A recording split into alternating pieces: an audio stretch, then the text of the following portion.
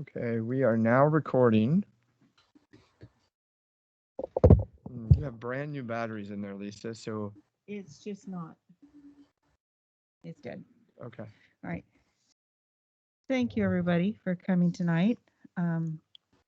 Welcome to the Community Health Committee. And Ray, how many people do we have online, on virtually? One. Just Dick. Okay. Just Dick. And then Brandon is listening to make sure I do this correctly. Just checking in on me. So to start with, let's go around the room and introduce everybody so everybody knows who each person is. I'm Lisa Gorley, and I'm the co-chair of this committee. I'm Greg Muller, Mayor, City Sweet Home.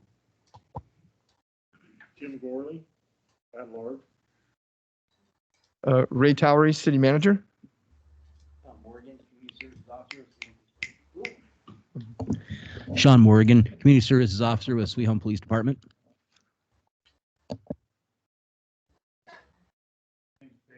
Project Coordinator for American Food Prevention Outreach.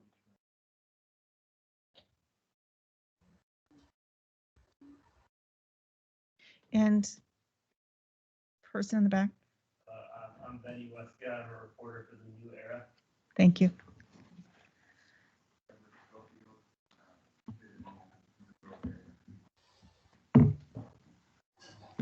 Larry Horton, a member of the Health Committee and several other committees. Bob Dalton, member of the Community Health Committee and various committees as well. Dick, would you like to introduce yourself? And this is Dick Knowles, member of the committee. Thank you, everyone. So the first... Yeah, I'm sorry, you did have someone else join. Shirley Bird joined us. Shirley Bird, okay. Hi, thank you. This is Shirley Bird from Family Assistance and Resource Center Bird. Okay, thank you. So the first item is we have the approval of the minutes. I would entertain a motion. So moved. We need a second. So moved. Do we have a second to accept the minutes?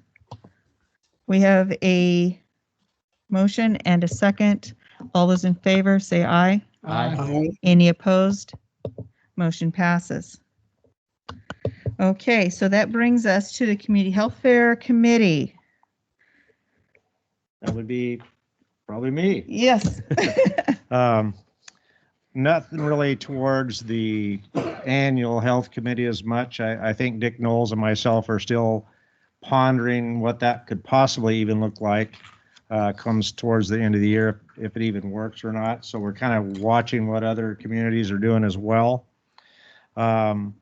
In regards to other items that we're working on, Dick and I participated in a Zoom meeting last week with Trillium Family Care Services.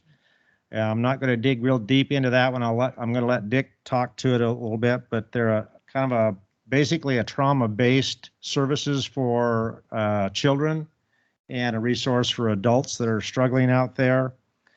And so we had a very productive meeting. We probably went for over an hour. And then I'm going to turn it over to you, Dick, and let you kind of fill in some of the more specific details. Thanks. Actually, I don't have that much other than a little background. I was at a meeting that IHN Samaritan Health actually holds every other week, and the idea of coming up with some kind of community webinar training, self-help kind of thing came up. Actually, someone else brought it up, and Bob and I had been talking about it. So I asked the IHN folks if there was someone who had materials already in place that they were using. And it turns out that Trillium Family Services does have these kinds of resources and has been using throughout the state. So I contacted them. Actually, Rich Blum is part of the group that I was listening in on, and he got a hold of Bob and myself. They are the folks who run the Children's Farm Home in Corvallis, outside of Corvallis. but they do a lot of training in the area, not just around kids, with much of the theory being that parents have as many issues, if not more, than the kids. So they've developed, because of this pandemic kinds of issues, they've developed some resources that can be used.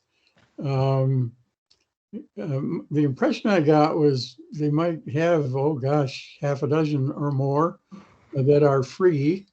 They have a number of others that are a little more intense and require a nominal charge. They kept emphasizing nominal, so it felt like it was within the possibilities that the city of Sweet Home or some organization could handle.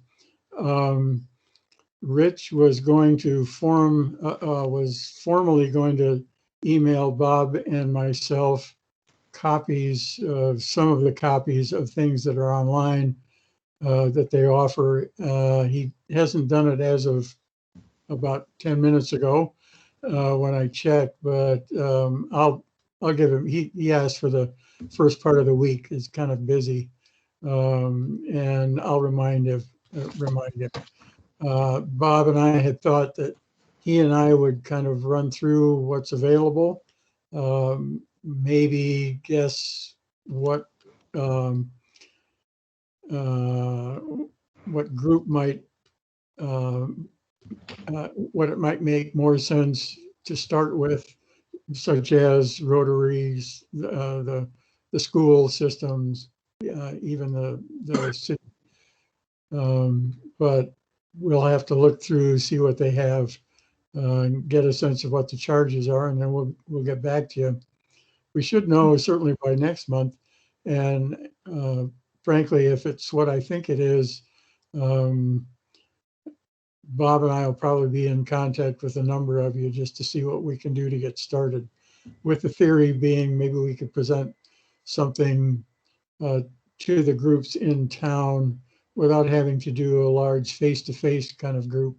We could do it over this virtual kind of medium that we're all getting used to, that works most of the time when the Toweries of the world are running it. So I think that's about it for me. So do you think that once we figure out what this would look like, possibly do some media, maybe out through the paper, so that people know that it's coming up, and get some dates on the calendar, maybe even have the opportunity for people to come to a place that's socially distanced, because not everybody knows how to use Zoom or has access to internet. I know things are getting better in that area, but so that we might be able to do some kind of a hybrid. Is that what you're thinking? Yeah, actually, again, Bob can jump into this too. I think the thought that he and I had was to maybe pick on a smaller group, such as maybe work with Tom Yaras. He might have half a dozen folks that he works with, or even Rotary, and have that small group look at what it is, what's there. And then my sense would be to try to move it into the I don't know, Boys and Girls Club or some, senior services, something, a larger venue that could provide or could allow for a larger venue, and just do it again. But we might play it to a smaller audience just to see if it works, and that they might have some ideas also. Okay. Anybody have any questions? Thank you very much. You guys are doing awesome. Is there anything else? Oh, you might have a hand up here. Oh, we have someone trying to call in.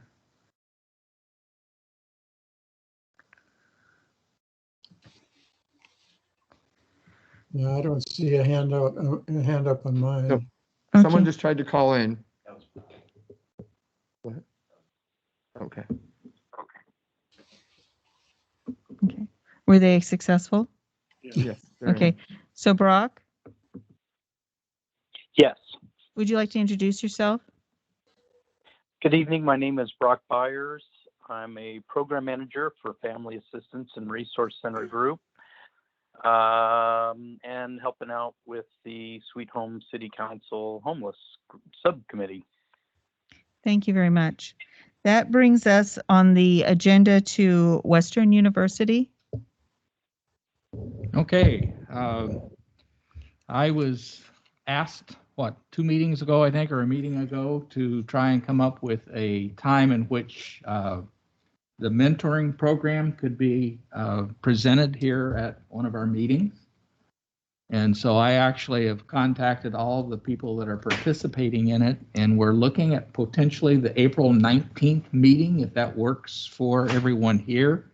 They would do like a Zoom conference, so to speak. I've invited the students from the medical center, some of the students from the high school teacher that is helping with the program, Kristen Adams, who is kind of an oversight at the high school that does a lot with the work experience students.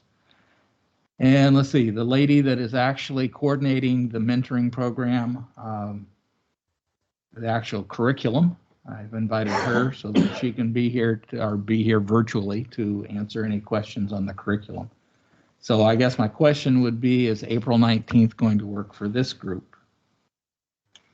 And if so, would you like them to come about 6:15, 6 o'clock? Would you like them at the end of the meeting? What would you care for? Why don't we do them first? You want to do them first? Is that good with everybody? Okay. Larry, do you Yes, sir. think that we should invite the Tom Yaras and some of the school board members to be there so they can listen to that, so you don't have to do it? Well, that way Twice. we wouldn't have to do it twice. I mean, Yeah, they would, just once we thinking. set the date, we could invite them if they want Yeah. to sit in and listen to it. They would be more than welcome to. That way the students. Then you're only and doing the everybody- presentation one time and you're hitting both groups. Yeah, that's a good idea. Thank you very much. Oh, yeah, I'm looking forward to hearing what they have to say. Deeply appreciate that. You bet. Okay. Homeless Action Committee. I asked to have it put on that way because I'm not really sure what this body would like to call that. So, Well, I know that you've asked me to speak at the city council, which I did at one of their meetings, approximately a month ago. Since then, the camp has gone up and down as far as size. It had reached a maximum of probably 20 plus, and I think I heard today that they were down to 14, and that some of the other people are actually starting to move out. As the weather gets warmer, they're starting to leave the camp. It is scheduled to be totally cleared out by the end of March. That is still what I'm hearing as an anticipated date for it to be closed totally. I talked with Bethany Young at the Nazarene Church just before I came tonight, and she said that she would foresee that it's possible that they would be moved and out, but even before that date, because the weather just seems to be cooperating as far as the cold. So the emergency part of the shelter has met its need during the coldest part of the winter, at least the coldest part to date. Shirley Bird and Brock Byers, Family Assistance Resource people, are working with the church. They're coming up with the homeless committee also to come up with some potential rules, regulations, paperwork, so that if indeed we're going to move forward and come up with some kind of something other than just the emergency shelter, that there are some guidelines for that. So I know Ray has also been talking with Sherry Springer in regards to the homeless, and I'm not for sure where he is with that. I know that there's been some discussion about potential locations, probably trying to find out what the rest of the county is doing as well. So I don't know if you have anything on that, Ray, or not. No, we've talked a couple times, but I have another appointment with her tomorrow morning to Great. discuss it further. Yeah. Okay, very, very good. So we're moving forward. It's just not moving rapidly. But I don't think at this point we need to move rapidly. I think, we still have some time before the actual people start leaving and going back to wherever they were before the camp was set up. I have something I'd like to throw out just for feedback, as a curiosity feedback. We've talked about, I think everybody in this room has compassion as to the problem and the situation.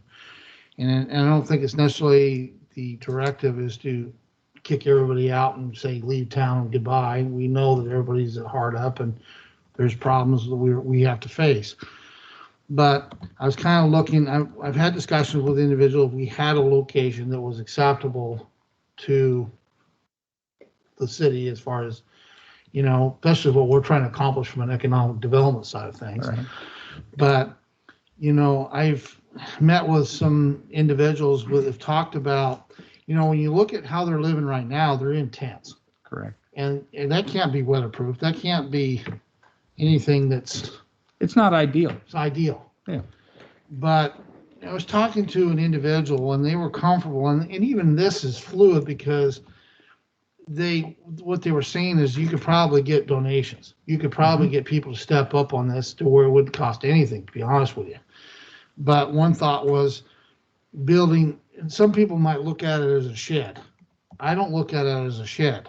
I look at it as a little tiny home. And you can build it as you throw the dimension out. It could be a 12 by 12 or 16 by 16. Who knows what size that you want to come up with. Exactly. One idea they had was to build it on pallets. Mm-hmm. Your pallets, they got some pallets out there are stronger than all get out. And they put a platform over the top of the pallets. And then they build the structure up. So it's like if you look at it, you're looking at a shed. But realistically, It has a door on it. It has maybe 1 or 2 windows on it. Mm-hmm. It has ventilation. It has a roof. We're talking, roofing on it. And we're talking a lockable door, probably. Yeah, a lockable door. And the proposal of the thought is you could probably get this thing built for between $500 to $750. Somebody says that's not possible. Yeah, it is possible because a lot of these sheds you see out there, you imagine what the markup is on these sheds. Somebody's saying $2,000, $3,000, $4,000 for a shed. Well, that's because they got a 50, 60, 70% markup on the sheds. The cost of these sheds are between $500 to $750. And again, that's just a potential number right now. Mm-hmm. My thought is if you build something like that and we had a location, you put up a fence and you put these sheds up on this property. They have a place they can come. They have no excuse in this community to do what they do. They have a place as long as it's maintained, it's kept with cleanliness, and hygiene standard, you know what I mean? Mm-hmm. I don't see why that wouldn't work. And I'm just throwing that out. So that I think is doable, but I don't know what this committee thinks about that, but I think it can be doable. I think it's right on, Greg. I think that it is actually kind of talking about some of that. It is what we have been talking about in the committee is what is the next steps from the emergency tents, what would be the next ones? And you hit it right on the head as to what we're kind of looking at. The reason for the thought on the pallets was, let's say all of a sudden you're down to 10 or 12 homeless and all of a sudden it depletes down and you want to move or get these houses out of the way, or you want to move. You put a forklift on them, you pick them up and you move them. Yep. And they're done. That's what they're on right now. They're on pallets. They're actually on 8x8 pallets right now. There you go. Also 20 of them. And that's got to be better than a tent. And it would be far better than a tent.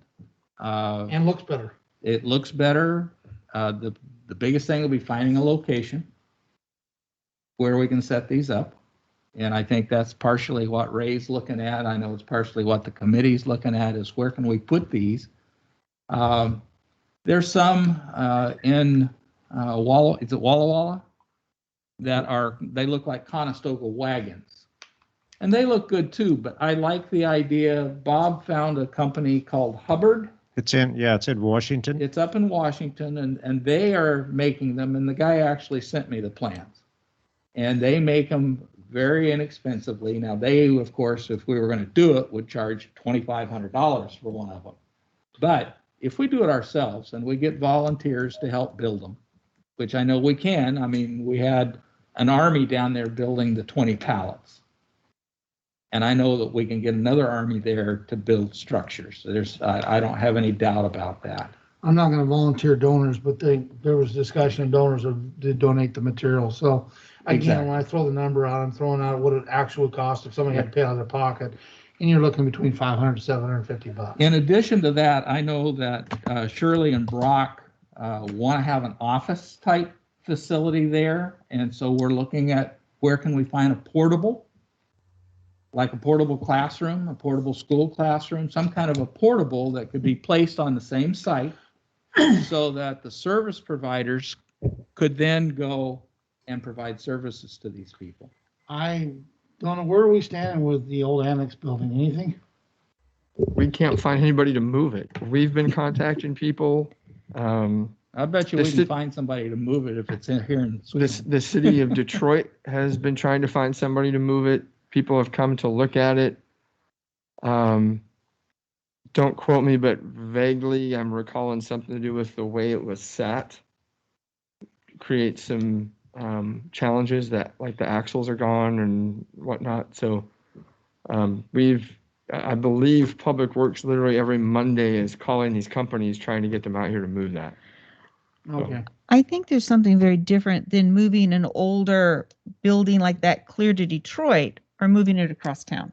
Well, I think I think it would be. but I don't believe that the what they're needing is even that big of an area. I think that's maybe a little larger than what they need, but I think you can. Well, it all depends on how you look at it, Jim. Yeah. My thought is, I'm not trying to throw any ideas or things, I'm just throwing stuff out. No. Well, But my thought is, I'm not trying to renege either. If Mill City's not gonna come and get it, and it's never gonna come to fruition that they're gonna come get it, and this never works. Right.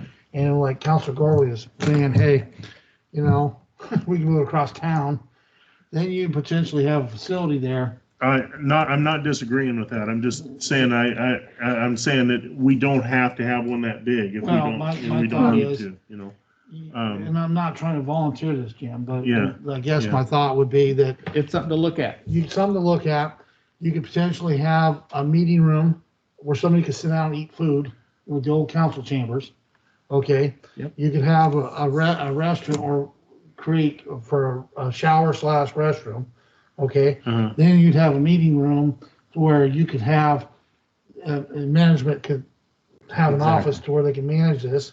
Have some The privacy. the old municipal court window could be the amendments part of Right. when somebody comes in through the glass type conversation. We're protecting them. It's a lot of different things potential. And again, I'm not reneging because if Mill City wants it, we've offered They it. made a commitment. We've made a commitment that they are first come. Sure. That is theirs. But if Mill City, I'm just throwing that out, Mill City just says, hey, we just cannot do it and it's never gonna happen. If we can move it, that might be a thought. If not, looking at something like that we can bring Well, to the area. We moved the old depot building Yeah. years but ago. You drug it across the road. I think Yeah. Well, I know that there is a businessman in town that is moving, double wide trailers. He has, 2 or 3 of them out there right now. I don't know if he's selling those or not, but I know when I was with the school district, we bought one in I think it was Banks and had it shipped down from Banks. And it was, I think we paid not even $1,000 for the building and it cost us $1,500 to get it there. even if it's not the So- annex building and the Mill City does pick that up, even something like that Yeah. size, you say it's too big, maybe not necessarily is too big. Something of that size, you could utilize it for a Exactly. place to eat food, place to shower, bath, place for office, place for, it's a win-win. They're going to need some kind of a facility where those kind of services, and I think Sean would agree that they need a place where they can meet with these clients in privacy. And that, I think that we would actually get more services from Lynn County and from Albany, Lebanon. I think more people would come if we had a location where they could meet with these people. And I I agree agree. with I that. think The it's a- only thing that I would throw out there just as a, make sure that we understood, this is to take care of our own. Okay, it's not to say, hey, No open invitations. put a sign in the town, say, all homeless that live in Yeah. Albany, Salem, whatever, come on to Sweet Home, we'll take care of you. Right. That's where I'm gonna draw the line and say, I don't think so. Nope. Okay, but I'm all for taking care of our people that are in our community, the people who've Perfect. been in our community, that we need to take care of our people locally. Well, Greg, from what I've heard you just say, it's pretty much in alignment with what the committee is looking at and trying to get organized. I think that it will come to fruition. I think that we can come up with a location. I think we can come up with facilities. I think we can come up with a program that will meet the needs of those clients that are using it and the needs of our community. I don't think anybody wants the tents where they are, but I mean, we were down to where the cold weather was coming and people were going to be, and there was nothing there. So the tent city came up. Well, it's good to hear. It's good to hear this stuff. And Yeah. I apologize. I've missed several ad hoc committee meetings, but for personal reasons, but it's no excuse, but I have missed a few. But apparently we're all in the same mindset, same I'm page. very much encouraged with what you've said tonight. Very much encouraged. What's concerning to me is there's been a few in town that's got this, think that my position is to get the homeless out of here and say goodbye and get out. That is not the case. Good. My first and foremost is take care of the citizens of my community. And my other commitment is to make sure that if we are going to go down the path of economic development, we don't have anything that's a stumbling block for our community. So that's obviously my priorities. I guess my whole idea about this thing changed dramatically when I heard that the Supreme Court, Oregon Supreme Court, had ruled that they can stay in the doorways if you don't have another place for them. And I guess that's when my attitude became, we need to find a place for them then, or develop a place for them so that we do have some control of not allowing them to sleep in doorways in town. You want to see something that scares the crap out of you? Go up to Salem, get off of Mission. Oh, I just drove through that here the other day. I would not want to see Sweet Home look like that. It is extremely bad. It is beyond bad. Almost any off-ramp off I-5, you take an off-ramp and you're going to see a tent city. And I would agree. I would much rather see a tiny home type, whatever that ends up being, but some kind of a structure where these people can stay. It'll be better for them to stay in.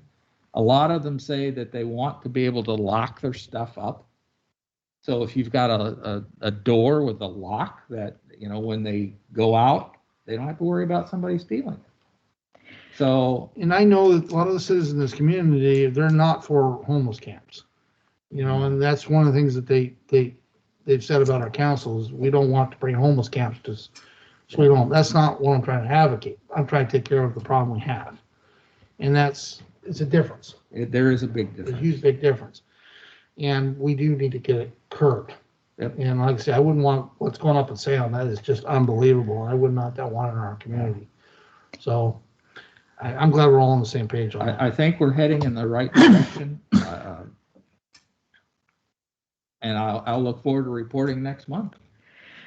I believe that the direction the committee is going in is setting the foundation to where if there is any resources out there statewide, that we will be have all of our ducks in a row to make sure that we have access to them. If we don't do those steps that you guys are doing and outlining what this should look like, then that's not going to happen. And we're going to be right back where we're at. And so I applaud the effort to be a humanitarian with what we've got going. I think, though, as we move forward, we can even do better, provide better services, and help out folks who want to be helped out. And we're doing a great job. I think we're getting there. So, Before I end, I'd just like to say to Shirley Bird and to Brock Byers from the Family Assistance Resource people, their association, their group, they've been a tremendous asset so far. They work with the homeless all over the county. And I believe, and Shirley and Brock, you can correct me if I'm wrong, but you're looking at even getting some kind of a portable shower, even just right now. That is correct. So, I mean, that's another thing that the people at the camp, I'm sure, would love to have is a shower facility. The church has one shower, and I think that they allow people to use it occasionally, but because of COVID, they're not allowed to just come and go. So I think there's a lot to be done, but a lot of positive steps are being taken, and I thank Shirley and Brock for being willing to step up and help with this project. thank you. Did you guys want to add anything, Shirley or Brock? I will if Shirley doesn't. Okay. Okay. She hasn't indicated that she So I wants to did go ahead. want to give a little bit of an update and overview because there are some gaps, and I totally agree with the councilman. We need something that's a little more substantial than tents. Tents don't last; they're temporary. I'm amazed they last as long as they do because I don't know if you go camping with your family in tents, but usually it's a weekend or two, and not for days on end straight. So we do go through quite a few tents. But the plan is to have a structure such as the Conestoga huts or the pallet huts or something like that that's a little more substantial. One other aspect I wanted to let you know is if you would like a facility that's pretty interesting to look at, Chance in Albany has recently, they're still in transition with their new facility, but it has all of the attributes that I believe one of the council members spoke of, or Dr. Horton spoke of, where you have rooms for various things. They're going to do job training. They're also going to do transitional counseling, navigational counseling. So each member isn't just staying at a facility. Each member has a file on them, and each member has, growth activities associated with their improvement. So it may be getting off alcohol and drugs. It may be finding transitional housing. It may be getting out of a adverse domestic abuse type situation. So we're working, Shirley is working with that particular group. And through that, we're working on a solution to also not only hopefully provide the emergency aspect, but the transitional housing aspect in Sweet Home as well. But that's still kind of under some work in progress and stuff. And then, as Dr. Horton mentioned, we are currently getting bids on a 3-stall shower, 2-stall laundry trailer, and we're still waiting back on some of those components as well. We did receive some grant money, and we're holding off on our original plans, which had to do with launching a hub in East Lynn. So we are launching a hub in Lebanon, but the idea is also to probably launch a hub type concept in Sweet Home as well. So that's a little bit on the FAC front, and we're getting in the middle of grant writing period as well right now. And so we're going to be busy writing all kinds of grants for these kinds of activities that I think would really benefit Sweet Home. And we're waiting to hear on an ESG grant. I have not gotten the results of that yet. I thought it was supposed to be announced this week, and I haven't seen the results yet, but we did apply for another $500,000, which would certainly help in the transition. And as Dr. Horton mentioned earlier, our biggest setback right now is finding a piece of property. So as soon as we find a piece of property, I know FAC is committed to move forward on the solutions that were discussed by the members of this council and stuff that would, basically make the city of Sweet Home proud of its operating environment for this particular group. That's about what I had. Thank you very much. Does anybody have any questions? Seeing none. At this point, we will go around the room and do a good of the order because we have just covered all of our old business. And if anybody has any new business they'd like to bring forward, we could do that at this time. Greg, would you like to kick us off? I don't have any this time. No. Okay, thank you. Jim? Fine. Ray, do you have anything you'd like to bring up? Nope, thank you. All right. So my name is James Page. Haven't been here in a while, so it's nice to be back. I have naloxone available for opioid overdose. We've been seeing a lot of overdoses out here, wind up in the emergency department. We had a death, I think, 2 months ago, and then a pretty serious overdose just 3 or 4 weeks ago. And just it seems as if maybe the pandemic is all of the consequences, the second and third order effects as far as the isolation and the disconnection and all of those things that make recovery that much harder. I think we're starting to really see the outcome of those things in terms of in direct relationship to the overdoses and just the acuity of the issues that we're seeing. It's not that there's ever really a shortage of individuals who need resources for recovery and all of those things, but it is that the acuity of the conditions, the physical health stuff, we're seeing a lot of weird side effects that we hadn't seen. Weird's maybe not the right word. A lot more intense side effects than we had seen from individuals who are using methamphetamine and individuals who are using opioids, and it's really kind of peculiar. We don't really have any answers to what's in the drugs and why people are having the types of reactions that they're having when they try to quit. So I am out here, as you all know, at the Sweet Home Family Medicine Clinic. We have the 2 peer supports who are working with individuals over at the homeless camp and trying to help those individuals access treatment. I think we got one guy over there into residential at some point and have really tried to make connections to the people who need the services over there, but it's been tough in terms of motivation and that kind of stuff. So I will continue to be out here, distribute as much naloxone as we can to the community. I really want to get some education events going on.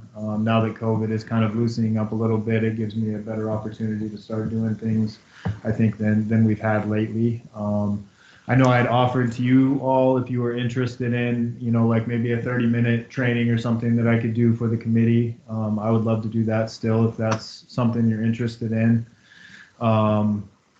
And we were looking at doing something bigger for the community as well. That's kind of all I have. I think we are publishing a little 4x4 in the newspaper about just a kind of general question and answer. What is opioid use disorder?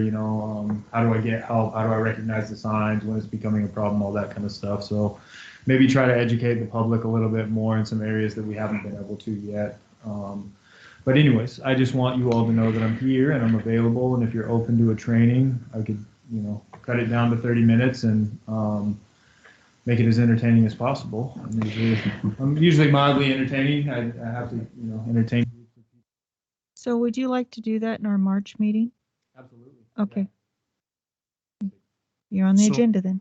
Huh? So is this meeting being recorded and then can be watched later? So that might be something that you could advertise if you're doing it on the meeting, that it could be watched later by anybody in the media. And if any of you are aware of individuals in the community who might be interested in doing the training for them or reaching out to them, please let me know.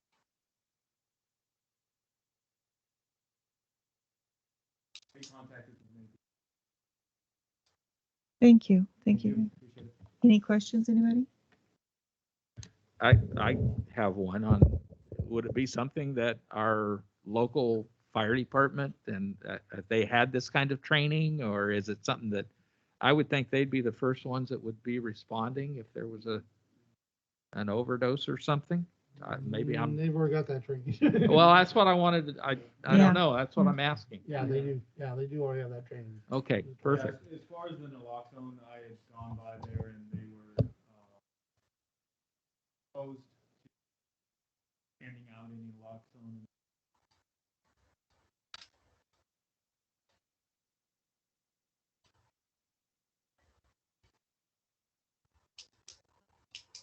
What I was told. So I did. It might be a liability issue as well. It is. They have to follow the doctor's protocol. And we have a standing prescription for naloxone, so we can distribute it across the board on our end.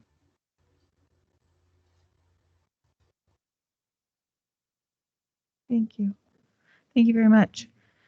Mr. Schofield, thank you for joining us. Was there something you would like to share, or concerns, thoughts?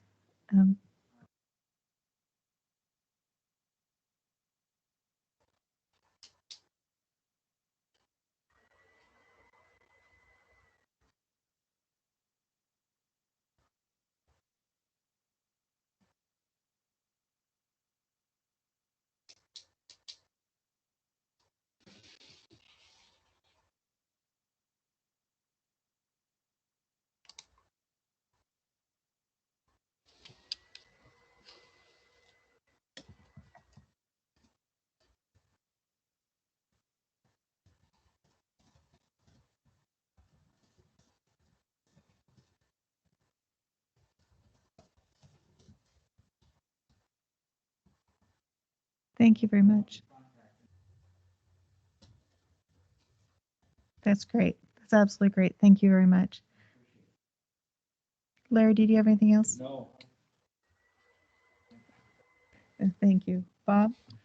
I think the only thing I want to thank Larry and Shirley and Brock for what they've done so far with this committee and the homes. I mean, that's a moving target for every city. I think if there was a solution to that, it would have been solved a long time ago. So the portable housing is one that I had got with Larry to put him on to that. I think that is the right way to go, with an insulated sort of a building that's portable, that is easy tear down, set back up, and the one I sent him fits that bill.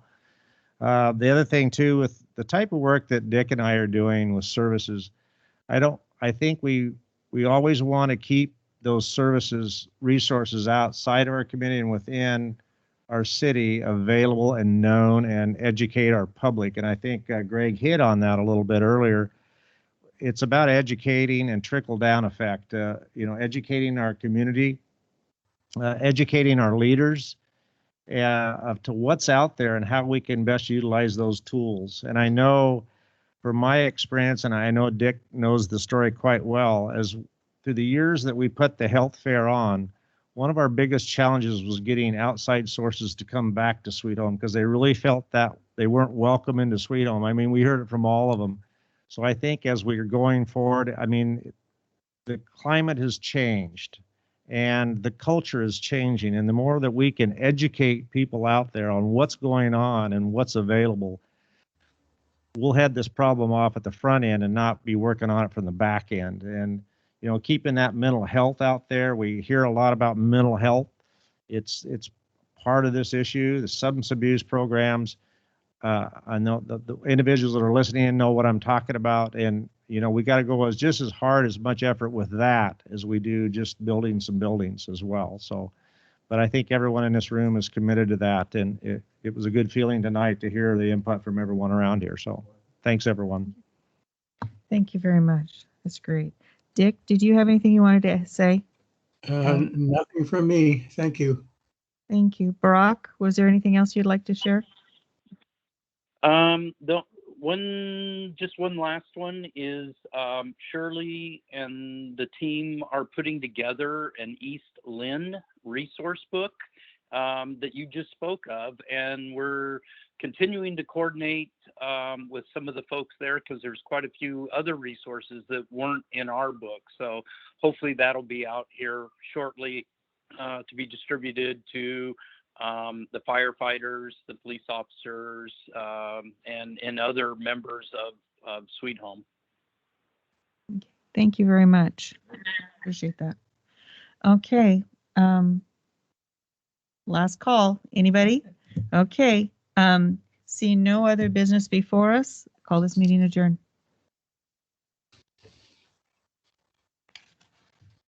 Thank you. Take care, everybody. Thanks, Dick.